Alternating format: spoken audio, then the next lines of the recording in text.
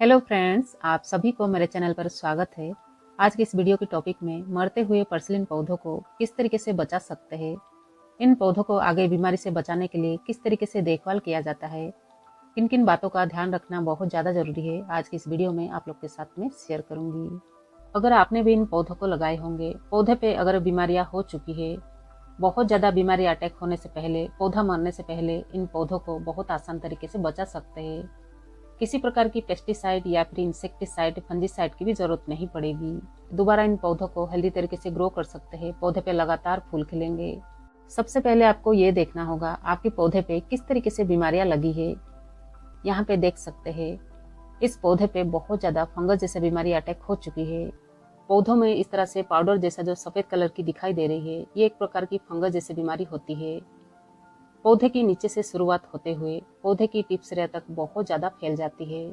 पौधे पे ये बीमारी अगर बहुत ज्यादा धीरे धीरे बढ़ जाती है, एक समय के बाद पौधा भी मर जाती है। ब्रांचेस को जब इस तरीके से तोड़ के देखेंगे, बहुत आसान तरीके से ये ब्रांचेस इस तरीके से टूट जाती है, जड़ों में ही रूट रोट हो जाती है। इसलिए पौधा जो है जड़ों से ही गलने लगती है। धीरे धीरे करके ऊपर की ओर ये बीमारी बढ़ जाती है, लेकिन इन पौधों को अभी भी बचा सकते हैं। जैसे कि ये एक समर सीजन फ्लावर प्लांट है। मार्च मंथ से लेके विंटर आने तक पौधे पे लगातार फूल खिलते हैं। विंटर सीजन में पौधा डॉर्मेंस में होता है। उस समय में पौधे पे ग्रोथ नहीं होती है, ना कि फूल खिलते हैं। लेकिन जैसे ही मार्च मंथ शुरू होती है, पौधे पे नई नई ग्रोथ होती है, पौधे पे लगातार फूल खिलते हैं। अगर आप इन पौधों को पहले से ग्रो किए होंगे, पौधे पे अगर इस तरीके से बीमारियां हो चुकी है, तो इन पौधों को किस तरीके से बचा सकते हैं। यहाँ पे देख सकते हैं इन पौधे पे कितना ज्यादा फंगस जैसे बीमारी हो चुकी है। वैसे तो पौधों में अलग अलग प्रकार की फंगस जैसे बीमारी देखने मिलती है। कुछ फंगस जैसे बीमारी ऐसे भी होती है जो कि पौधों को पूरी तरह से मार सकती है। यहाँ पे इस पौधे को देखिए, मिट्टी से मैं निकाल के आपको दिखाती हूँ। पौधे पे जब भी बहुत ज्यादा फंगस अटैक हो जाती है, इस समय में इस पौधों को चाहे आप कितना भी फंजीसाइड पाउडर क्यों ना डालें, ये पौधा अभी नहीं बचेगी, क्योंकि ये पूरी तरह से रूट रोट हो चुका है, जिसकी वजह से पौधा मरने में आ चुकी है। यहाँ पे पौधे की जड़ों को देख सकते हैं, जड़ें पूरी तरह से गल चुकी है। इसके अंदर हेल्दी जड़ नहीं दिखाई दे रही है, क्योंकि ये बीमारी जो है मिट्टी से शुरुआत हुआ है। वैसे बहुत सारे कारणों की वजह से इस तरीके से पौधे पे बीमारियां देखने मिलती है। कुछ कारण ऐसे भी होती है जो कि गलत फर्टिलाइजर करने की वजह से, जैसे कि जो होममेड तरीके से पौधों को फर्टिलाइज करते हैं, पौधों को फर्टिलाइज करते समय बहुत सारी चीजों को ध्यान रखना पड़ता है। अगर थोड़ी सी भी लापरवाही करते हैं तो पौधे पे इसी तरीके से फंगस जैसी बीमारी अटैक होती है। उसके अलावा जब सरसों खली पौधों को फर्टिलाइज करते हैं, सरसों खली जैसे फर्टिलाइजर जब भी पौधों को करे, फर्टिलाइजर तैयार करने के बाद अच्छा से छान लेना चाहिए। अगर पाउडर फॉर्म में पौधों को अगर फर्टिलाइज करते हैं तो मिट्टी में मिला के देना चाहिए, या फिर डालने के बाद मिट्टी में अच्छा से मिला लेना चाहिए। ऑर्गेनिक तरीके से जब भी पौधों को फर्टिलाइज करते हैं, काफी सारी चीजों को ध्यान रखना पड़ता है। अगर इन सब बातों को ध्यान में नहीं रखते हैं, हो सकता है कहीं ना कहीं फर्टिलाइजर की वजह से भी फंगस जैसी बीमारी हो जाती है। वैसे तो बहुत सारे कारण होती है फ्रेंड, सिर्फ फर्टिलाइजर ही नहीं होता है। जैसे कि पौधों को ग्रो करते समय पौधों को अगर बेलरन तरीके से सॉइल मिक्स बना के ग्रो नहीं किए हैं, चिकनी मिट्टी या फिर हार्ड मिट्टी में ग्रो किए होंगे, पौधों को आप जब भी पानी देते हैं, अगर पानी अच्छा से ड्रेन आउट नहीं होती है, उसकी वजह से भी मिट्टी में फंगस जैसे बीमारी होती है। मिट्टी में जड़ें जो है गल जाती है, रूट रोट हो जाती है। उसके अलावा जिस भी गमले में इन पौधों को लगाते हैं, अगर ड्रेनेज होल क्लियर नहीं रहती है, उसकी वजह से भी पानी ड्रेन आउट नहीं हो पाती है, जिसकी वजह से मिट्टी में फंगस पैदा हो जाती है। इसलिए पौधे के अंदर रूट रोट हो जाती है, ये भी एक कारण हो सकती है। वैसे पर्सिलिन एक सेकुलेंट वैरायटी की पौधा है। इन पौधों को अगर थोड़ा सा भी ओवर वाटरिंग होती है, अगर इन पौधों को धूप नहीं मिलती है, छायादार जगह में रखते हैं, इसकी वजह से भी पौधों के अंदर बहुत जल्दी फंगस पैदा हो जाती है। इसलिए जब भी इन पौधों को पानी दे, मिट्टी को चेक करके ही पानी देना चाहिए। मरते हुए पर्सिलिन पौधों को बचाने की एक ही तरीका है, जो कि मरने से पहले इस काम को करना होगा। पौधे के अंदर जितने भी टिप सिरा में हेल्दी ब्रांचेस दिखाई दे, इस तरीके से पिंच करके निकाल सकते हैं। दोबारा इन पौधों को ग्रो करके बचा सकते हैं। लेकिन जो पहले से पौधे पे इस तरीके से बीमारियां हो चुकी होती है, उन पौधों को नहीं बचा सकते हैं। इसलिए मैं पौधे के अंदर इस तरीके से ब्रांचेस को मैंने पिंच करके निकाली हूँ। तो चलिए इन ब्रांचेस को ग्रो करते हैं, आगे आपको रिजल्ट भी दिखाते हैं। इन कटिंग्स को ग्रो करने के लिए किस तरीके से सॉइल मिक्स होना चाहिए, किन किन बातों को ध्यान रखना चाहिए, जो कि फंगस जैसे बीमारी इन पौधे पे ना हो, ये भी जानना बहुत जरूरी होता है। तो चलिए इन कटिंग्स को ग्रो करने के लिए हमें किस तरीके से सॉइल मिक्स लेना चाहिए। सबसे पहले हमें पॉट्स लेना होगा। पर्सलिन जैसे सेकुलेंट पौधों को ग्रो करने के लिए बहुत ज़्यादा गहरी पॉट्स की ज़रूरत नहीं पड़ती है। अगर इस तरीके से पॉट्स की चौड़ाई हो तो और अच्छा है। आप चाहे तो हैंगिंग बास्केट में भी ग्रो कर सकते हैं या फिर छोटे छोटे पॉट्स भी लेना चाहेंगे तो ले सकते हैं। अगर इन पौधों को बहुत ज़्यादा गहरी पॉट्स में ग्रो करते हैं, हो सकता है मिट्टी के अंदर ओवर वाटरिंग होने की वजह से पौधे पे फंगस जैसी बीमारी बहुत जल्दी होती है।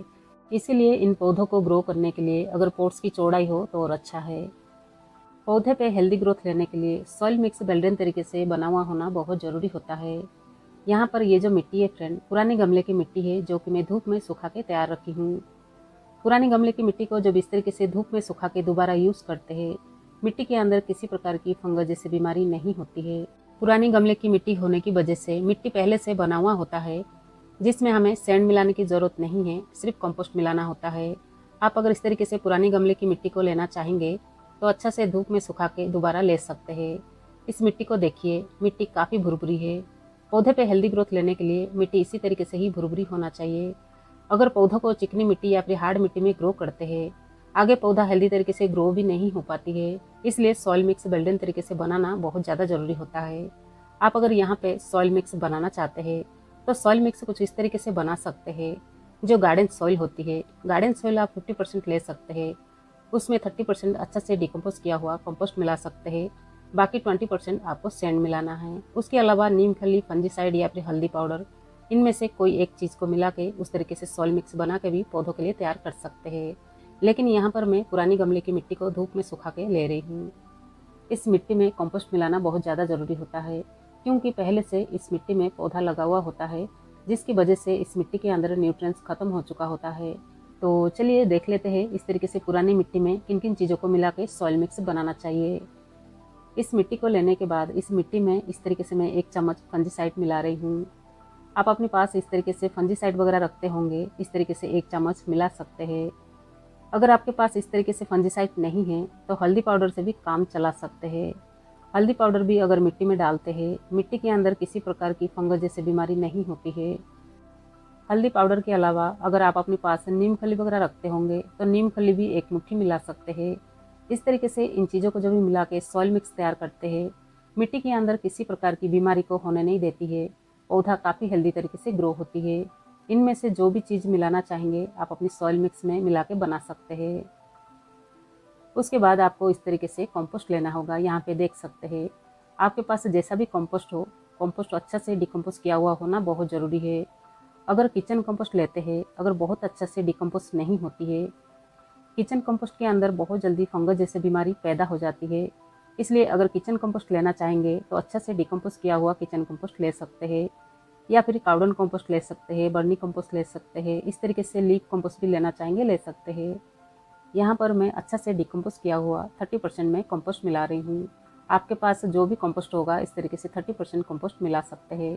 उसके बाद अच्छा से इन चीज़ों को मिला लीजिए। उसके अलावा जो भी पॉट्स में इन पौधों को ग्रो करते हैं, पॉट्स के अंदर जब इस तरीके से ड्रेनेज होल क्लियर होती है, सॉइल मिक्स भरने से पहले इस तरीके से ठिकरी वगैरह रखते हैं। उसके बाद जब इस सॉइल मिक्स भरते हैं, सॉइल मिक्स भरने के बाद जब भी पौधों को ग्रो करते हैं, पौधों को जब भी पानी देते हैं, पानी बहुत अच्छा से ड्रेन आउट हो जाती है। इस तरह से इन सब बातों को ध्यान में रखते हुए पौधों को जब भी ग्रो करते हैं, पौधा काफ़ी हेल्दी तरीके से ग्रो भी होती है। मिट्टी के अंदर किसी प्रकार की बीमारियां नहीं होती है। सॉइल मिक्स भरने के बाद इस तरीके से पानी से गीला कर सकते हैं। यहाँ पे देख सकते हैं, जैसे ही मैं पानी डाल रही हूँ, पानी कितना अच्छा से सोख रही है, क्योंकि काफ़ी बेल्डेन तरीके से मैंने सॉइल मिक्स तैयार करी हूँ। जिन पौधे पे बहुत ज़्यादा बीमारी हो चुकी थी, उन्हीं पौधों से इस तरीके से ब्रांचेस को लेके दोबारा सॉइल मिक्स बना के जब भी ग्रो करते हैं, ये पौधा आगे बहुत जल्दी ग्रोथ पर आ जाएगी। आगे पौधा जैसे ही ग्रोथ पर आती है, उसके बाद इन पौधों को किस तरीके से भूसी बना सकते हैं वो भी वीडियो के आगे आपको दिखाऊंगी। कटिंग को लगाते समय कटिंग के नीचे की ओर की पत्तियों को हटा सकते हैं। उसके बाद इस तरीके से मिट्टी में दबा लीजिए। पहले से मिट्टी गीला है, जिसकी वजह से बहुत आसानी से नीचे तक चली जाएगी। मिट्टी के अंदर कम से कम 1 इंच जाना चाहिए। जैसे ही नोड एरिया मिट्टी की टच में आती है, वैसे ही कटिंग ग्रोथ पर आ जाती है। इन पौधों की कटिंग आप जितना ग्रो करना चाहेंगे, इसी तरीके से सॉइल मिक्स बना के ग्रो भी कर सकते हैं। इस तरह से कटिंग को लगाने के बाद अगर यहाँ पे आप चाहे आधा लीटर पानी में आधा चम्मच इस तरीके से फंजीसाइड पाउडर मिला के पानी डाल सकते हैं। वैसे यहाँ पे जरूर नहीं है, आप चाहे तो नॉर्मल पानी भी डाल सकते हैं। इसी तरीके से आपको पानी डाल के कुछ दिन के लिए सेमी शेड एरिया में रखना है, जहाँ पर 2-3 घंटे की धूप आती हो। 1 सप्ताह के बाद पौधे पे जैसे ही आपको ग्रोथ दिखाई दे, इन पॉट्स को ऐसी जगह पे रखिए जहाँ पर 7-8 घंटे की धूप आती हो। तो चलिए आगे देखते हैं। और यहाँ पे देखिए कटिंग को ग्रो करते हुए पूरा 15 दिन हो चुकी है। 15 दिन की रिजल्ट मैं आपको दिखा रही हूँ। पौधा जब इस तरीके से ग्रोथ पर आ जाए, इन पौधों को धूप में रखना चाहिए।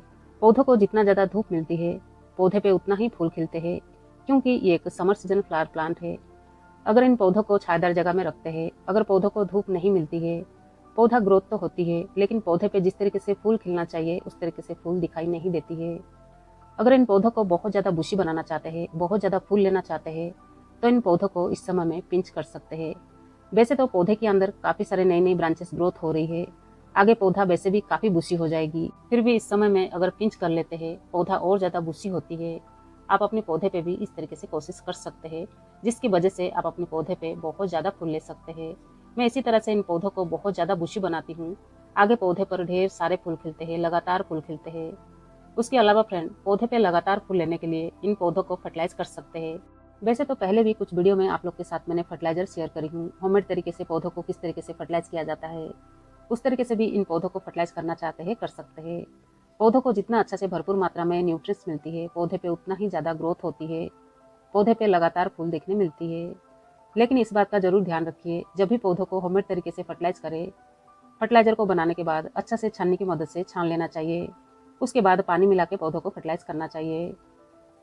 इस तरीके से ध्यान में रखते हुए अगर पौधों को फर्टिलाइज करते हैं, पौधे पे किसी प्रकार की फंगस जैसी बीमारी नहीं होती है। तो यहाँ पे देखिए पौधों को मैंने काफ़ी सारे पिंच करके टिप्स एरिया को इस तरीके से निकाल चुकी हूँ। आगे ये पौधा और ज़्यादा बुशी हो जाएगी, उसके बाद इन पौधे पे फूल खिलना शुरू हो जाएगी।